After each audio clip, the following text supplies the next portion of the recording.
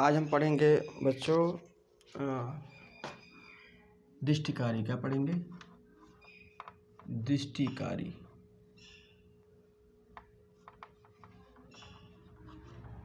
ये फिजिक्स का सबसे इम्पोर्टेंट टॉपिक है, ठीक है, बोर्ड परीक्षा की दृष्टि से।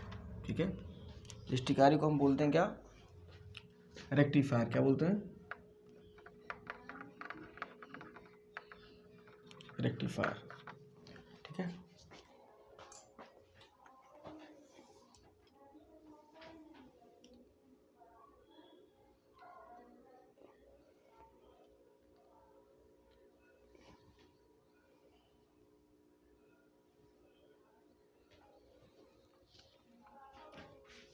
ठीक है। तो आपसे कोई पूछता है कि ये दृष्टिकारी होता क्या था, इसकी पहले तो हम परिभाषा लिखेंगे, है ना? क्या लिखेंगे पहले? परिभाषा। किसकी परिभाषा? दृष्टिकारी की। तो ये दृष्टिकारी को हम क्या बोलेंगे? रेक्टिफायर। दृष्टिकारी। ठीक है, ठीक है। तो हम बोलेंगे इसको दृष्टिकारी। दृष्टिकारी एक ऐसी युक्ति है, एक ऐसी युक्ति है जो प्रत्यावर्ती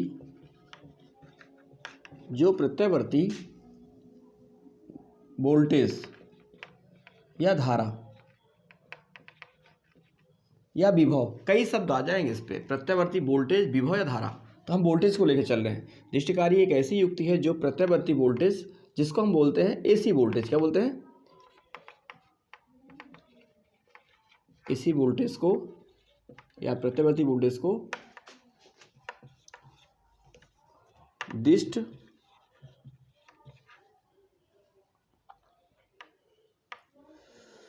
प्रत्यावर्ती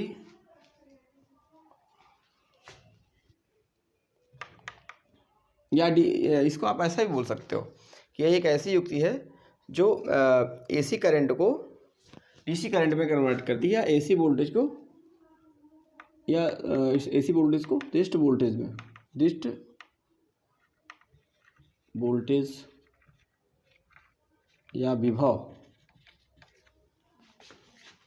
में बदलती है। क्या करती है? बदलती है। ठीक है, या आप दूसरे तरीके से आप ऐसा बोल सकते हो, यह एक ऐसा उपकरण है, ठीक है, यह ऐसी युक्ति है, यह एक ऐसी डिवाइस है जो एसी करंट को किस में कन्वर्ट कर देती है? डीसी करंट में। मतलब एसी से डीसी में कन्वर्ट करना क्या कहलाएगा? दृष्टिकरण कहलाएगा।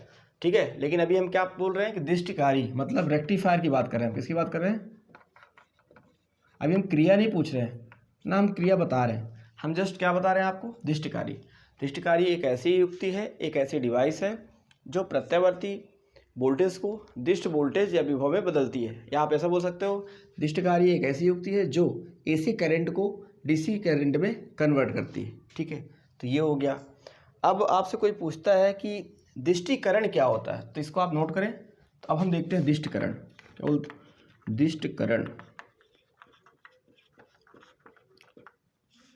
ठीक है,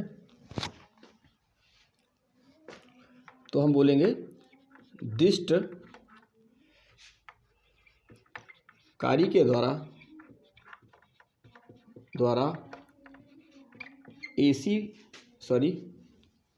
एसी मत बोलो आप, प्रत्यावर्ती वोल्टेज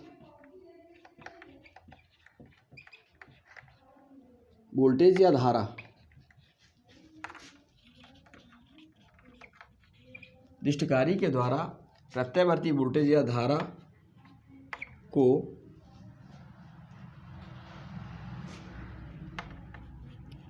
दृष्ट धारा वोल्टेज या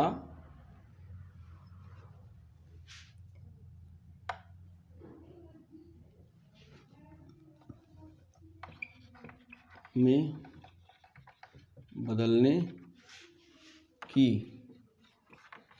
क्रिया को क्या कहा जाता है? दृष्टिकरण कहा जाता है। ठीक है, मतलब ऐसी युक्ति जो एसी करंट को डीसी में कन्वर्ट करेगी। ठीक है, एसी कौन सी करंट है? एसी करंट ये वाली जो हमारे घरों में बहती है, जिसको हम बोलते हैं ना 220 वोल्ट। कितनी होती है? 220 वोल्ट।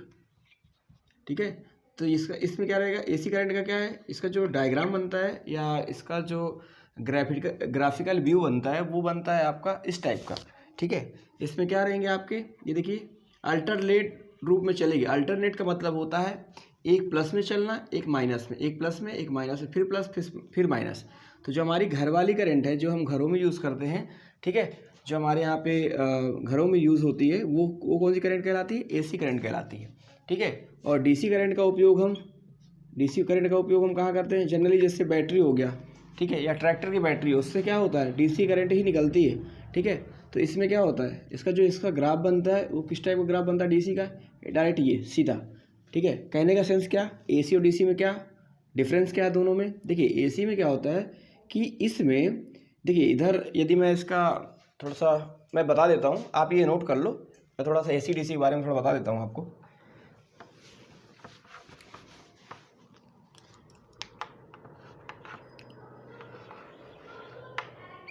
देखिए ये आपकी है एसी करंट, और जो डीसी का आप ग्राफ बनाओगे वो कैसा बनाओगे? ऐसा बनेगा सीधा। ठीक है, ये होता है आपका टाइमिंग, और इधर भी होता है टाइमिंग। ठीक है, और इधर मान लो आपकी धारा है, इधर क्या है? धारा है। ठीक है, और इधर धारा है ऊपर। ठीक है, जस्ट ऊपर। देखिए यहाँ पे देख रहे हो आप कि इधर अपना समय चल रहा है। ठीक है, इधर अपना समय चल रहा है, इधर समय चल रहा है, इधर क्या चल रही है? धारा। तो कहने का मतलब है कि जब ये क्या आपका स्टार्टिंग पॉइंट होता है जिसको हम जीरो से डिनोट करते हैं, जीरो से दर्शाते हैं, है ना? जीरो से दर्शाते हैं ना, ये आपका जीरो हो गया। तो देखिए यहाँ पे क्या होता है कि यदि एक सेकंड में आपकी करंट, ठीक, आपकी करंट 1 एम्पियर बही। ठीक है, दूसरे सेकंड में हो सकता है कि 2 एम्पियर हो जाए, तीसरे सेकंड में हो सकता है 4 एम्पियर हो जाए। तो ऐसे ऐसे करके समय के साथ धारा का मान भी बदलता जाता है। लेकिन इसमें ऐसा नहीं होता है। इसमें क्या होता है? इसमें जो धारा प्रवाहित होती है तो इसमें ऐसा नहीं है कि आपका एक सेकंड में करंट का मान 1 एम्पियर ही होगा, 2 सेकंड में धारा का मान 3 एम्पियर, ऐसा नहीं होता। इसमें जितना है, यदि 5 एम्पियर की धारा इस डीसी वाले परिपथ से, जैसे मान लो डीसी का कोई परिपथ आप ले लो, कोई भी ले लो, जहाँ पे डीसी करंट को आपको फ्लो करवाना है, तो डीसी करंट में ये एक खासियत होती है कि यह जब किसी सर्किट में या किसी परिपथ में बहती है तो इसमें धारा का मान हर पॉइंट पर सेम होता है, अलग अलग नहीं होता है। ठीक है, इसमें यही सबसे बड़ी खासियत है। इसलिए डायरेक्ट करंट एक सेकंड में जो टाइमिंग रहेगा, एक टाइमिंग जो इसका रहेगा बहने का, तो 1 सेकंड में भी 4 एम्पियर रहेगी। तो अगले आप 10 सेकंड बाद भी देखोगे आप आगे, 1 सेकंड, 2 सेकंड, 3 सेकंड, 4, 5, 6, 7, 8, 9, 10, मतलब यहाँ तक, यहाँ पे आप ले लो 2 सेकंड, 3, 4, 5 सेकंड। ठीक है, जहाँ पर भी आप देखोगे हर जगह पे सेम एम्पियर की धारा का फ्लो होगा। इसीलिए डीसी करंट को एसी करंट से ज़्यादा खतरनाक माना जाता है।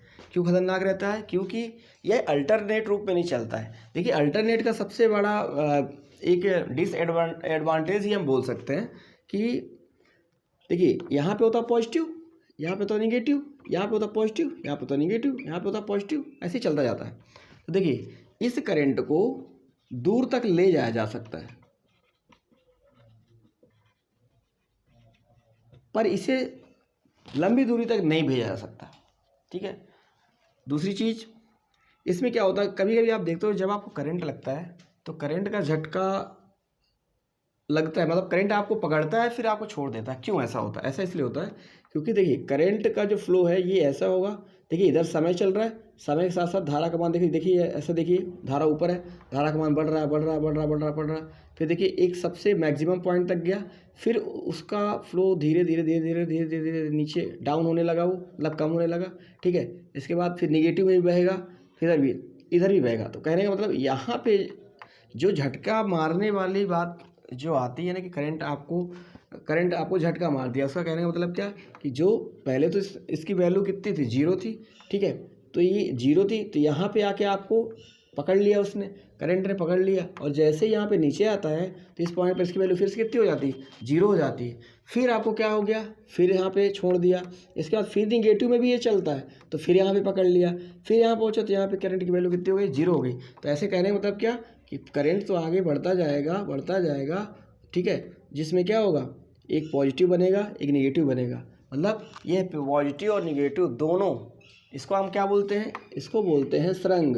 क्या बोलते हैं, इसको बोलते हैं गर्त। मतलब इसमें सरंग और गर्त दोनों बनते हैं, ठीक है। इसलिए इसमें धारा का फ्लो पॉजिटिव में भी होता है और निगेटिव में भी होता है। तो ये होता है एसी करंट।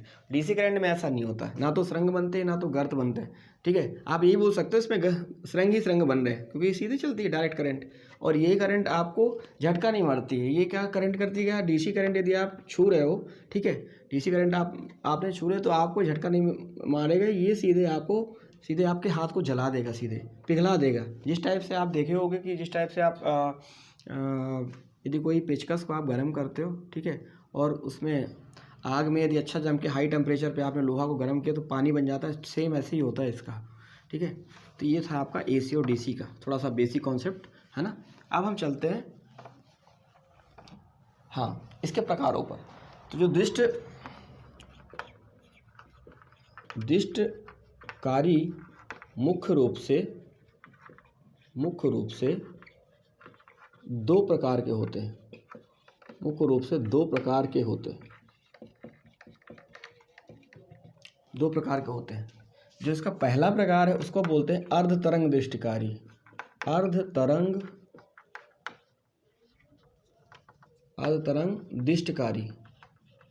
ठीक है। और दूसरा होता है पूर्ण तरंग दृष्टिकारी,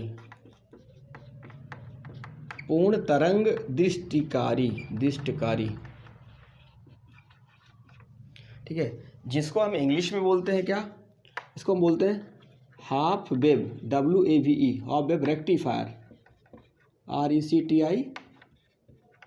RECTIFIER, और इसको हम बोलते हैं फुल वेव रेक्टिफायर, ठीक है। देखिए इसमें हाफ वेव और फुल वेव का मतलब क्या हुआ।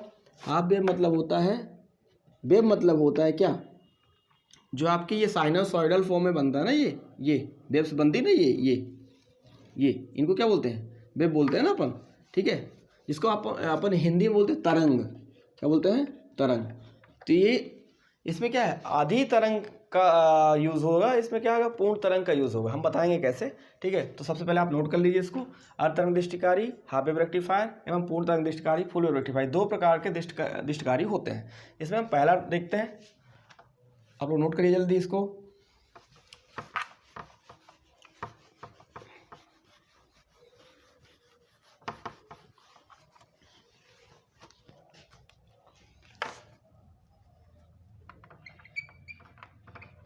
अर्ध तरंग दृष्टिकारी, ठीक है, मतलब हाफ वेव रेक्टिफायर।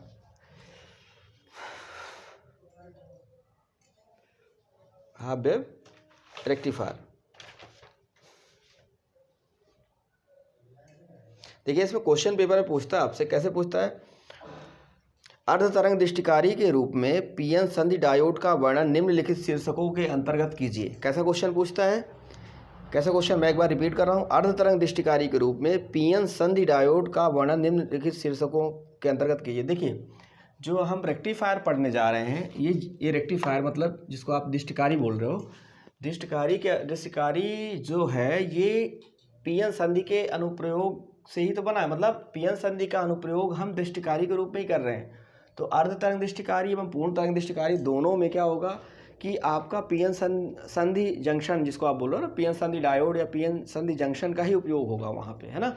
तो मतलब एक प्रकार से हम ये बोल सकते हैं कि ये टॉपिक्स को तो हम पढ़ रहे हैं, अर्ध तरंग दृष्टिकारी या पूर्ण तरंग दृष्टिकारी, लेकिन ये क्या है आपका, ये पीएन संधि डायोड का क्या है, एक अनुप्रयोग है कि मतलब उसको हम किस रूप में यूज़ कर रहे हैं, ठीक है, किसको, पीएन संधि डायोड को, ठीक है। तो पीएन संधि डायोड भी सबसे इम्पोर्टेंट टॉपिक है, ठीक है। मैंने आपको बता चुका है कि भाई इसका क्या है, वर्किंग क्या है, क्रियाविधि कैसी है। अब हम इसका अनुप्रयोग पढ़ने जा रहे हैं। तो अनुप्रयोग के रूप में हम दो चीज़ें ले रहे हैं अभी फ़िलहाल यहाँ पे। पहला अर्धतरंग दृष्टिकारी एवं पूर्ण तरंग दृष्टिकारी। तो हम अर्धतरंग दृष्टिकारी के बारे में देखेंगे थोड़ा सा। इसका हम पहले सर्किट डायग्राम देखेंगे। इसका क्या देखेंगे, सर्किट डायग्राम, है ना। और इसकी वर्किंग देखेंगे, क्रियाविधि कैसी किस टाइप से काम करता है ये, ठीक है। तो सबसे पहले आप नोट करिए अर्धतरंग दृष्टिकारी। और एक चीज़ मैं आपको और बता दूं कि एक चीज़ ये है कि जब हम आपको पता है कि जब हम इसमें पीएन संधि का उपयोग करेंगे, है ना, इसमें तो हम पीएन संधि का उपयोग करेंगे। तो जो आपका जो पीएन संधि होता है, ये वाला पीएन संधि, इसमें आपको पता है कि इसमें अग्र अभिनति एवं पश्च अभिनति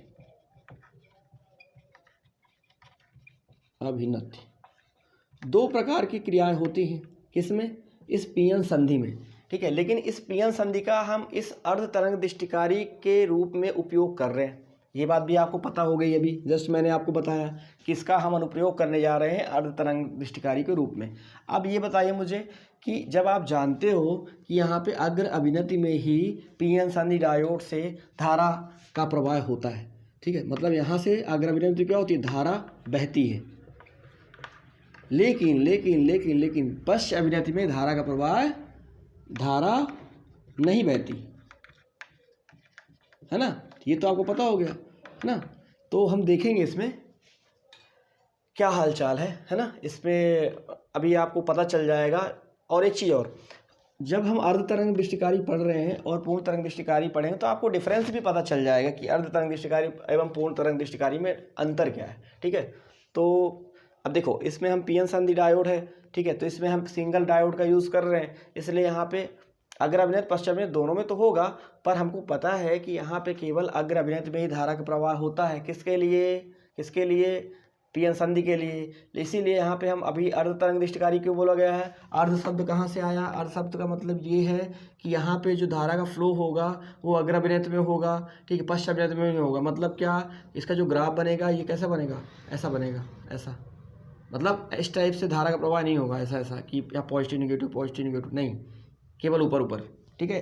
इसलिए हम क्या बोलते हैं इसको, अर्धतरंग दृष्टिकारी। पूर्ण तरंग दृष्टिकारी तब कहलाता जब इसका ग्राफ कैसा बनता, ऐसा बनता, मतलब प्लस में भी माइनस में भी, ठीक है। तो ऐसा ग्राफ बनेगा इसका जब हम इसका सॉल्व कर लेंगे। तो पहले हम देखते हैं इसका नामांकित चित्र पहले बना देते हैं, तब आपको समझ में आएगा करना क्या है इस पर, ठीक है। तो सबसे पहले हम क्या करेंगे, इधर साइड बनाते हैं, इधर हम लेंगे एक एसी स्रोत। क्या लेंगे यहाँ पे, एक एसी स्रोत, एसी वोल्टेज बोल सकते हो आप, क्या बोल सकते हो, एसी वोल्टेज, है ना, ठीक है। इसको हम बोलते हैं निवेशी। क्या बोलते हैं, निवेशी मतलब होता है इनपुट, ठीक है, मतलब ऐसा बोल सकते हो आप। एक मिनट, इसको हटा दो आप। निवेशी वोल्टेज क्या बोलेंगे, निवेशी वोल्टेज क्या बोलेंगे, ये निवेशी वोल्टेज है आपका। और यहाँ से हम क्या करेंगे, एक प्राइमरी बाइंडिंग बनाएंगे। क्या बनाएंगे, एक प्राइमरी बाइंडिंग। आपको पता है, आपने अन्योन प्रेरण में पढ़ चुका है, आपने पढ़ा होगा कि जो आपका चैप्टर नंबर 9 है कि उसमें ट्रांसफार्मर पढ़ा होगा आपने, ठीक है। ट्रांसफार्मर में क्या होता है, एक होता है आपकी प्राइमरी बाइंडिंग जिसको हम L1 दे देते हैं, मतलब प्राथमिक कुंडली। ये L1 क्या है आपकी, कुंडली है। कुंडली मतलब तार को एक घुमा करके आपने एक सर्किट में अटैच कर दिया इसको, ठीक है। कुंडली का मतलब क्या होता है, कुंडली का मतलब यही तो है कि तार को, ये सीधा तार था तो सीधे तार को आपने क्या कर दिया, इस टाइप से घुमा दिया और ऐसा कर दिया, तो क्या बन गई, कुंडली बन गई, है ना। तो ये है आपका प्राथमिक कुंडली। और यहाँ पे हम यूज़ करेंगे ट्रांसफार्मर, मतलब ये ट्रांसफार्मर की पहली वाइंडिंग हो गई, प्राइमरी वाइंडिंग हो गई, और ये हो गई कौन सी वाइंडिंग, सेकेंडरी वाइंडिंग। और यहाँ पे हमने सेकेंडरी वाइंडिंग में लगा दिया एक पीएन संधि। इसको हम क्या बोल दिए, पीएन संधि। डायोड जिसको बोल रहे हो, एक डायोड लगा दिया जिसको हम बोल रहे हैं पीएन संधि डायोड।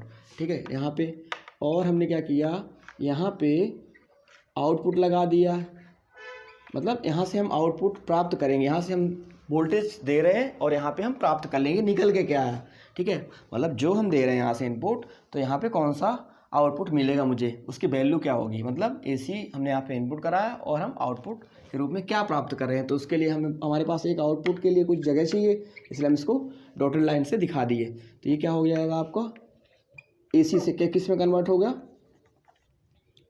DC में कन्वर्ट होगा ना, DC या आउटपुट वोल्टेज, जिसको हम निर्गत बोलते हैं, क्या बोल देंगे, निर्गत वोल्टेज। ठीक है, क्या बोलेंगे, निर्गत वोल्टेज।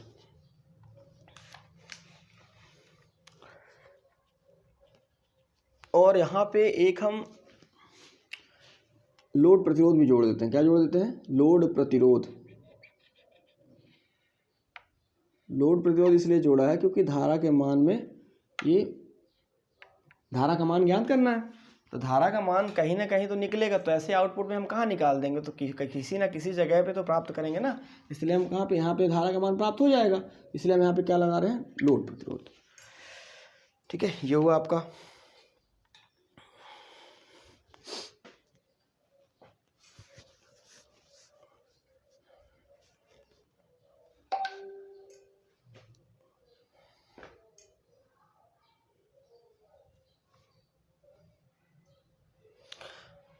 देखिए एक चीज़ और, अब आपके जहन में, हाँ एक मिनट, इसको हमने सेकेंडरी वाइंडिंग दे दिया, मतलब द्वितीय कुंडली, और ये हो गया आपका ट्रांसफार्मर।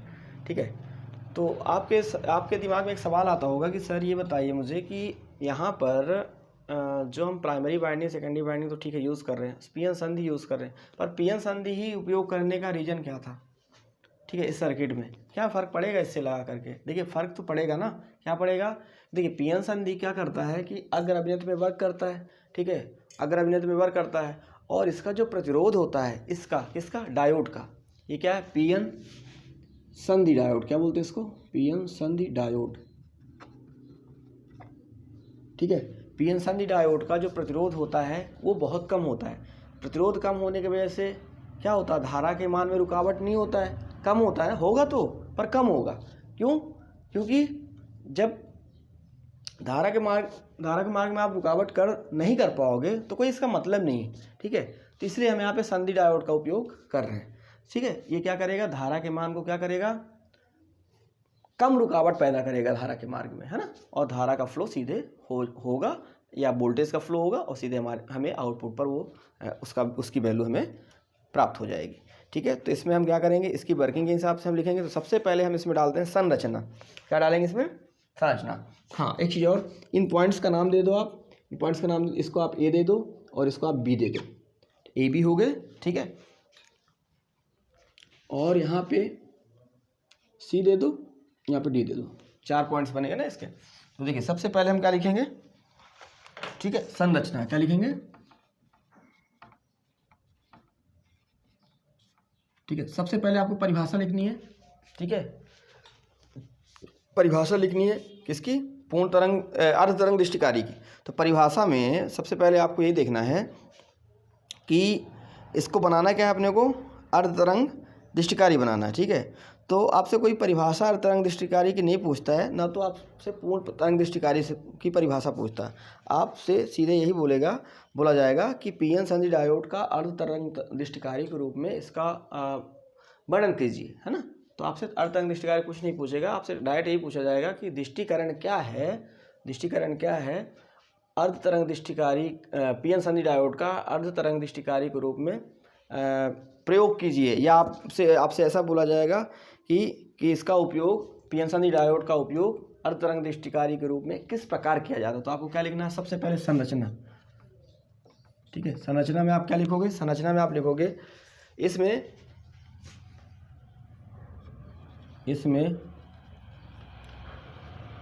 मतलब किसमें, अर्ध तरंग दृष्टिकारी में, किसमें, अर्ध तरंग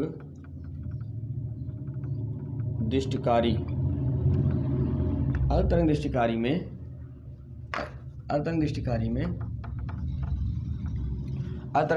में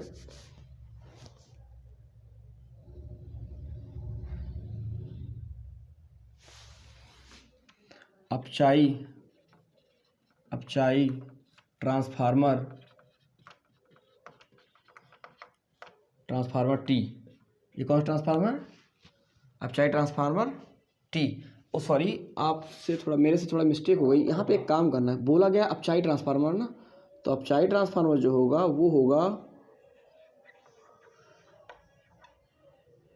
ये। देखिए अपचाई ट्रांसफार्मर, अब यही तो है, एक होता है अपचाई, दूसरा होता है उपचाई, ठीक है। तो देखिए अपचाई ट्रांसफार्मर में, एक मिनट इसको मैं थोड़ा सा अच्छा बना देता हूँ।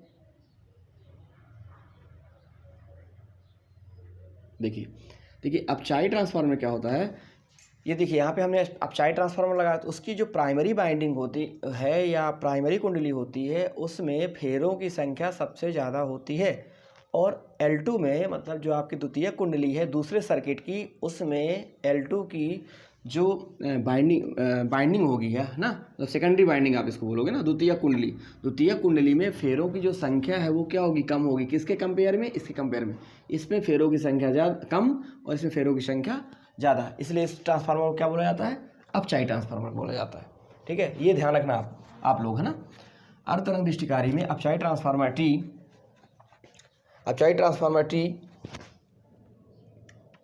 की प्राथमिक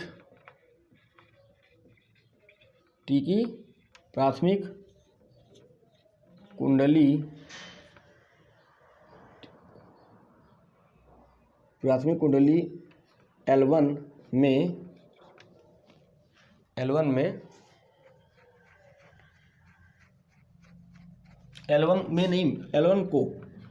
L1 को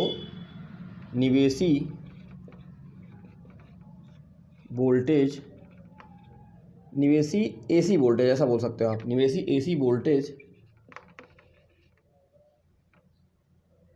के साथ जोड़ा जाता है। क्या किया जाता है? निवेशी वोल्टेज AC वोल्टेज के साथ जोड़ा जाता है, ठीक है। अब इसके बाद आप क्या बोलोगे इसमें?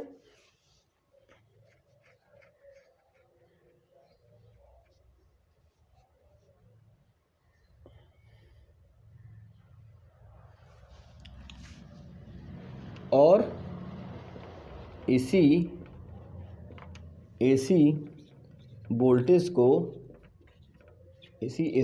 को दिष्ट वोल्टेज में या दिष्ट धारा विभवांतर वोल्टेज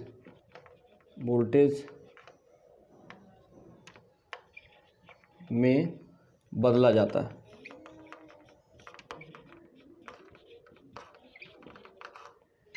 ठीक है। दिष्ट धारा वोल्टेज में बदला जाता है। इसमें अब आप क्या देखोगे आगे कैसे लिखना है? तथा इस ट्रांसफार्मर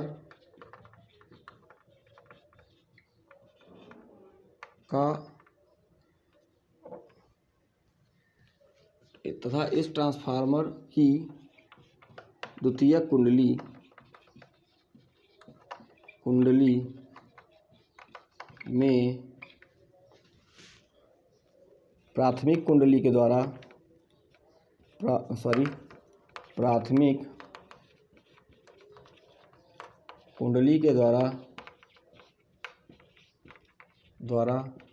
अन्योन्य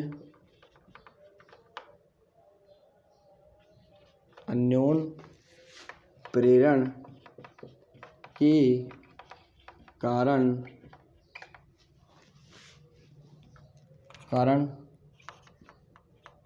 वोल्टेज उत्पन्न होता है।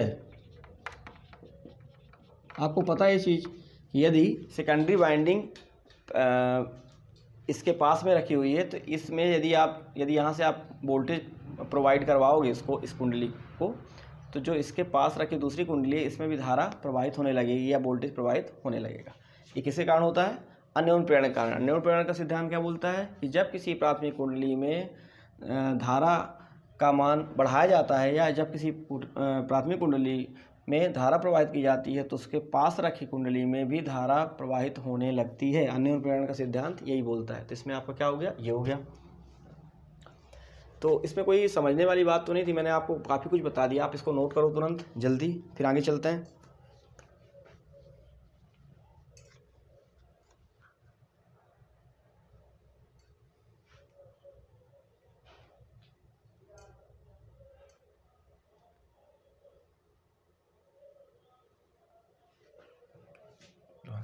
तथा आप थोड़ा सा और लिख लो इसमें, तथा एक चीज़ और है ना, तथा इसमें तथा द्वितीय कुंडली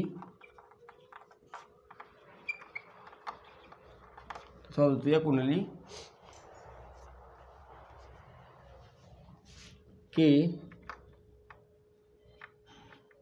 सिरे ए को पीएन संधि डायोड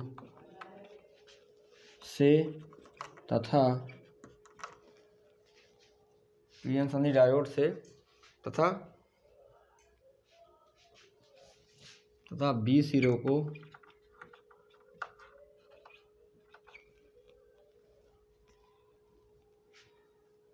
लोड प्रतिरोध, बी सिरों को लोड प्रतिरोध, इसको हम RL बोल रहे हैं, से जोड़ दिया जाता है।